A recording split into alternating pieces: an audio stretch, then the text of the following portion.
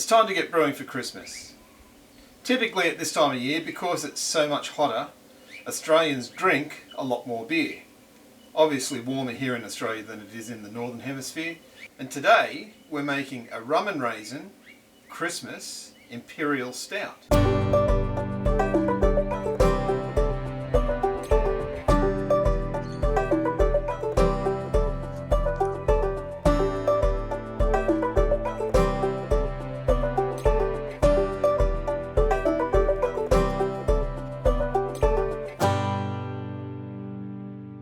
Both brew houses are on, and because it's a warmer day, it's about midday here, this is already up to 28 degrees. The groundwater is, well, it's not groundwater, it's tank water, is coming out quite warm today. So the time to heat this up isn't going to take nearly as long as it did in the middle of winter. So while this is heating up, why don't I talk to you about the recipe for this? This Christmas Rum and Raisin Imperial Stout, in the great tradition of Christmas drinks, is very high in alcohol. It's 9.1%.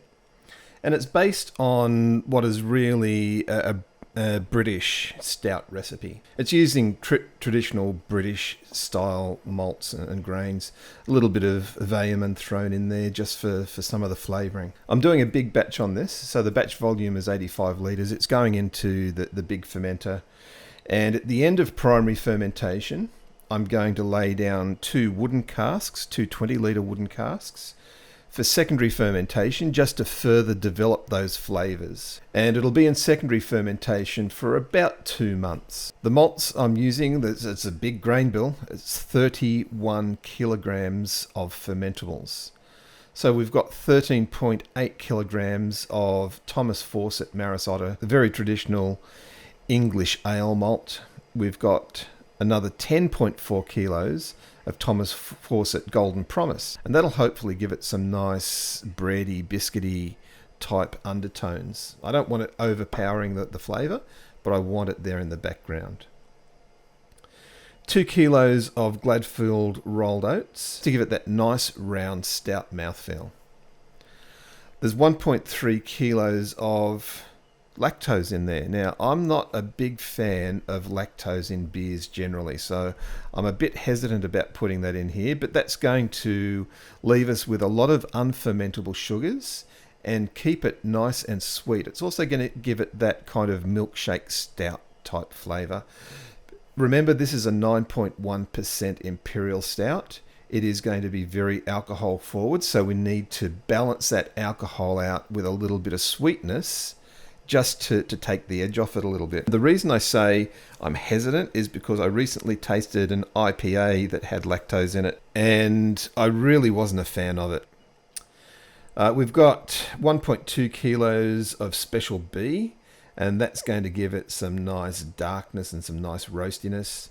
We've got 1.1 kilos of Carafa 2, again, to give it that roastiness and darkness. And 1 kilo of chocolate wheat. And again, that's for mouthfeel. The wheat is going to give it a bit of mouthfeel, but the chocolate is also going to impart that nice chocolatey roundness to it as well. And just to bump the ABV up a little bit, is 370 grams of Muscovado sugar. Our mash profile, we're going to mash at 65 Celsius. I'm not going to mash in at 71. And the reason for that is that, of course, recently I've found that adding the grains into my mash tun actually sends the temperature up, not down. Standard 10-minute mash out at 75 Celsius. The 77 litres of mash water, 33 litres of sparge water. Now that's going to test my hot liquor tun, the Brewzilla 3.1.1. It's going to test that to the limit because it doesn't hold much more than 30 litres. And it's saying 13 litres of top-up water. So what I may do to loosen the mash up a little bit, I may mash in with sort of 80-85 litres, and then just take that out of the sparge. The boil, we're doing a standard 60-minute boil on this. At 60 minutes, we're going to add 140 grams of Magnum at 12.5%, and that'll give us 40 IBUs. And then we're going to do a hop stand at 80 Celsius and add in 100 grams of Cryocitra, that's 24% alpha acids, and that'll give us an IBU of 9.6. Even though it's a hop stand, it is going to add to the IBUs. And that'll give us a total IBU of 50. That's right at the very bottom end of the bitterness for this style. But remember, we're adding in some adjuncts as well, so that's going to increase the bitterness a little. But also, because this is a Rum and Raisin Christmas Stout, I don't want it to be too bitter. Some of the adjuncts we're going to add in, we're going to put in 1 cinnamon stick at 15 minutes, 2 cloves, 5 grams of nutmeg, 2 grams of bitter orange peel, and that's powdered bitter orange peel. I learned from my Saison that is quite strong. It does come through quite strong. Even though this is a much bigger batch, I don't want the orange to be overpowering. I just want it there like a plum pudding. You know, my nana used to put bits of orange peel and lemon peel in her plum puddings. So that's what I'm after. And it says here 20 grams of American oak cubes, medium toast into secondary. Well, I'm actually going to use oak barrels. I've managed to source 2 oak barrels that were previously used for mead. So that's going to give off a bit of a honey vibe to it. But I've put in half a bottle of Bundaberg rum. And I'm rotating those barrels, standing them on either end so that the wood soaks up as much of that rum as I can get into it. I won't empty the barrels out before I put the stout in there. I'm just going to let it take that rum on as part of the flavour profile. Now, in one of the barrels, I'm also going to add a secret ingredient. I'm not going to tell you what it is now. I'll wait until Christmas to do that. So that'll be a Christmas Day special. The yeast we're using is just a standard US-05. I'm pitching 139 grams in there for 1.8 trillion cells. And that should be well and truly enough for our 85 litre batch. When you consider that US-05 has a pitch rate of 1 packet to 23 litres, in theory, 50 grams should be enough to deal with it. So I'm not sure why the calculator in here says it wants 12 packs or 139 grams. Fermentation profile, pretty standard. It's going to ferment at 20 Celsius for 14 days or until it's finished. Our stats on this, we're going in with an OG of 1089. We're finishing with a final gravity of 1020, an EBC of 73.5, so it's going to be a very, very dark beer. From memory, you roughly double the EBC to get SRM, so that's 140 SRM. As I mentioned before, 50 IBU and a BU-GU ratio of 0.56, which again is at the very bottom of the scale.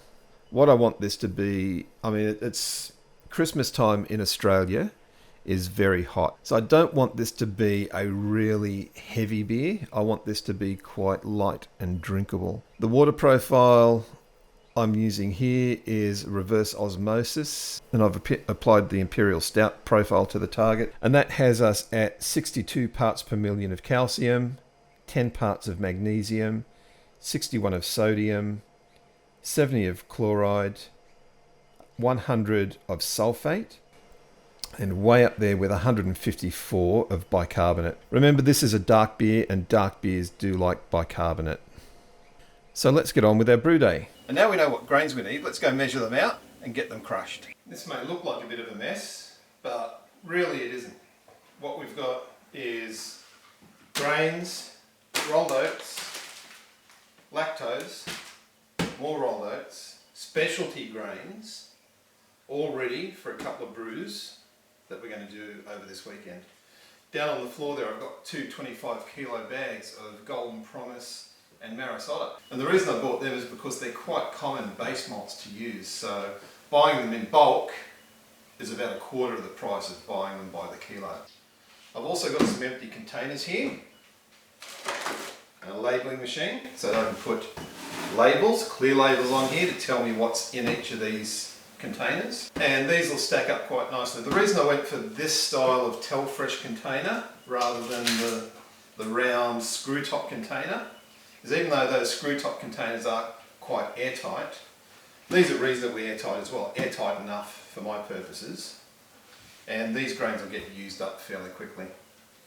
But obviously square containers are more space efficient and they're easier to stack up as well. So let's get to measuring. I've printed off the recipe sheet here, and the first thing we need is 13.8 kilograms of Maris cider. So let's get to measuring.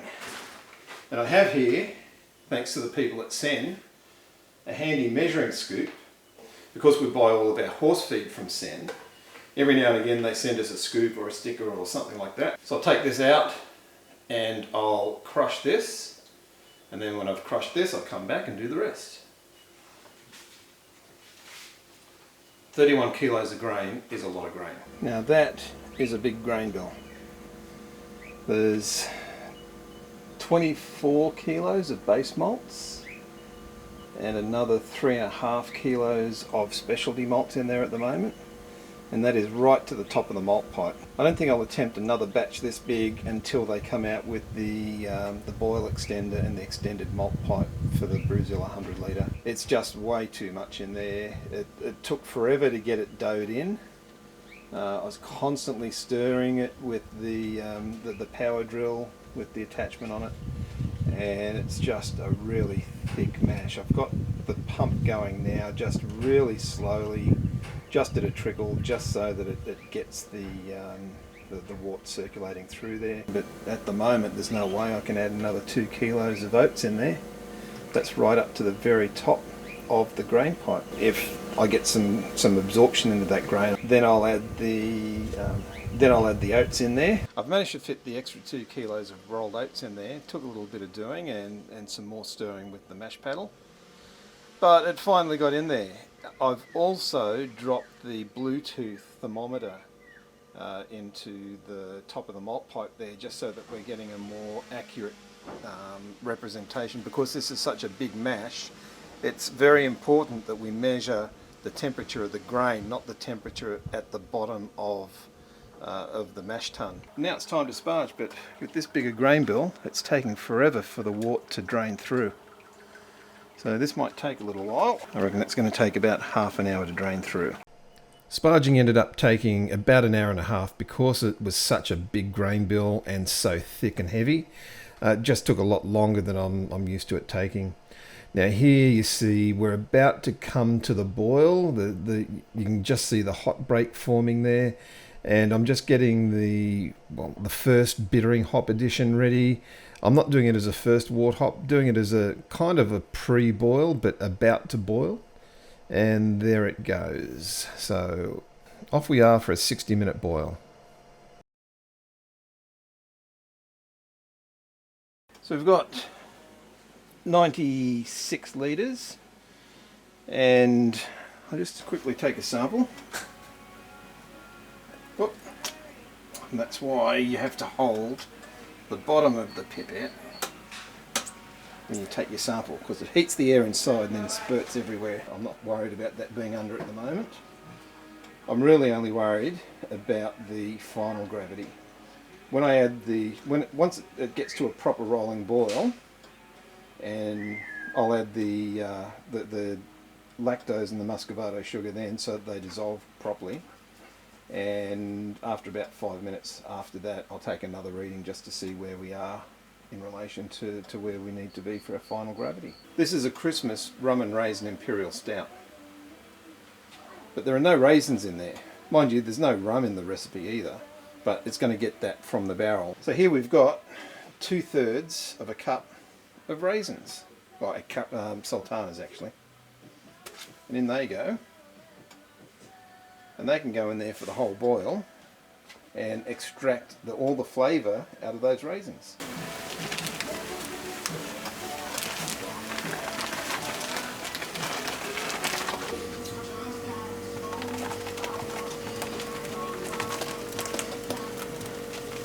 As you can see, we never quite got to a rolling boil.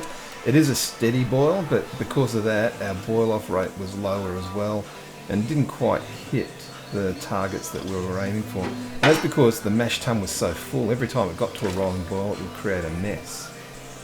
We're at the end of the hop stand now. And there's a couple of things to note about this. Firstly, I didn't hit my targets on this, and suspect it's, well, I don't suspect, I know it's because it was such a big grain bill.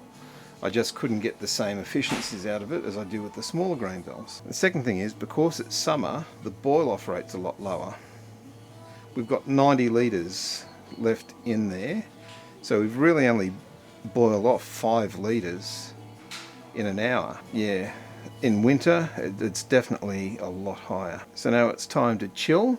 I'll chill until the wort temperature coming out of the plate chiller comes down to 30 Celsius. And once it hits 30, I'll throw it into the brew belt, and in the morning when it's cooled down to 20 Celsius, I'll pitch the yeast. Time to transfer into the fermenter. As you can see from the fermentation graph, primary fermentation was over and done with in just a couple of days. We didn't quite get to our post-boil gravity that we were expecting, 1089, we got to 1080, but we did go a couple of points over, so we went down to 1018. The other thing to note is the temperature graph. So you'll see the first few days, the temperature wasn't really being controlled, and that's because my glycol chiller, the pump on the side that I was using, gave out, so I needed to swap the hoses over to the other side of the glycol chiller, and I didn't pick that up for a couple of days because I just set that and basically forgot about it. But once I did get it in there, I had it set at 18 Celsius to slow fermentation down a little. I left it in the fermenter longer than I normally would, just to give the yeast a chance to clear up any esters or phenols that they produce because of that uncontrolled fermentation at the start.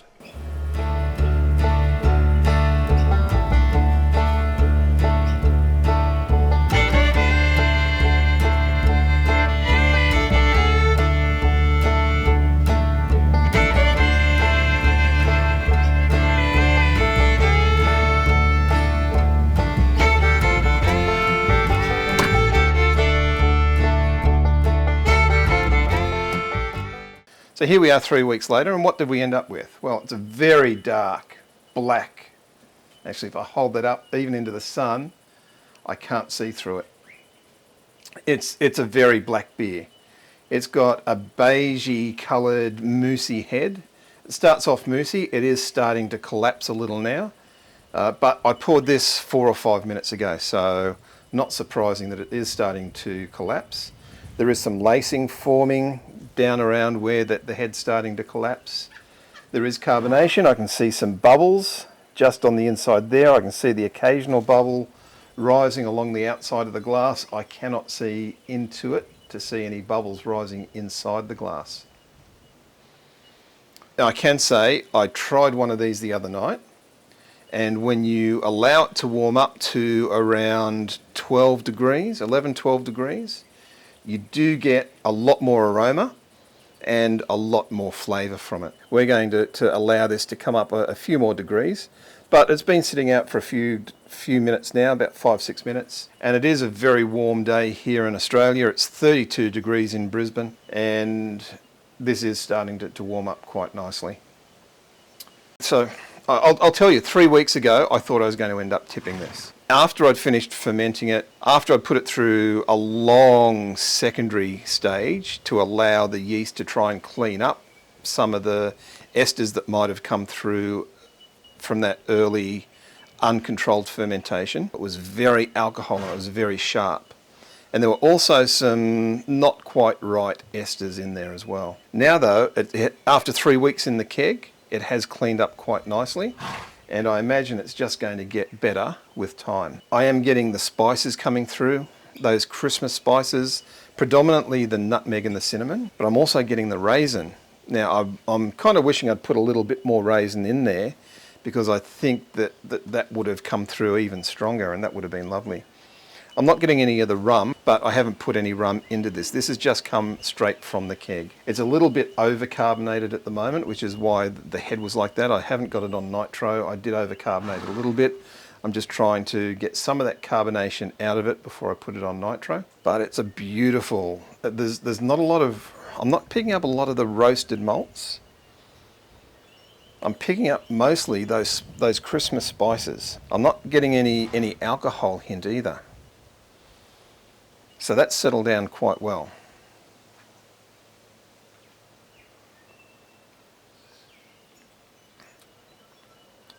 Oh, that's nice. Okay, so what am I getting off the palate? It's quite full-bodied. I'm not getting any of that lactose, which I expected to get because there was quite a bit of lactose went in there, and that's what was keeping the gravity higher. I'm getting some chocolate. I am getting the spices come through as well.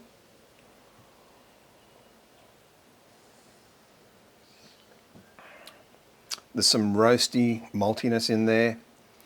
The alcohol's there. It's on the back palate, but it's balanced. It's balanced between the malts, the sweetness in the malts, the sweetness from the lactose, and the alcohol. It's all balancing out quite nicely now. If this is how well the keg versions come out, I can't wait to taste the barrel version. The barrel version, as I say, rum went into the barrels, soaked into the wood, and yeah, it's been sitting in there for 3 weeks. We've got another 5 weeks until Christmas, so it's going to have a lot of time to mature and to develop those flavours and to really improve itself. So yeah, that's going to be an awesome Christmas drink. But it's a little Australian blue banded bee. It's not as light-bodied as I expected it to be, but it's not heavy either. It's not one of those oppressively heavy stouts that you need a knife and fork to carve. I'm kind of glad we didn't hit our expected gravity, because I think another 1% alcohol would have made this too strong.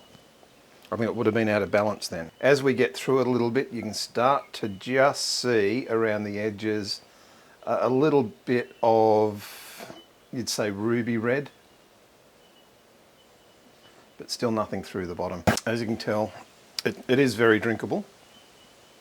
You wouldn't want to have too many of them at 8.1%. I will want to pace myself a bit on Christmas Day, which is why I'm planning on having a light option, a 4% option, you know, a light ginger beer. If you're going to make yourself a Christmas beer, get onto it straight away. This will take a little bit of time to mature. You'll need 3 to 4 weeks to give it, just to help those flavours develop a little.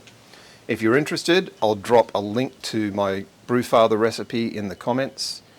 You can take it from there. In order to help the channel out, all that we ask is that you click the subscribe button and the notification bell so you find out when new episodes are coming out. Give us a like and drop a comment. But remember, enjoy the hobby, but drink responsibly. Merry Christmas.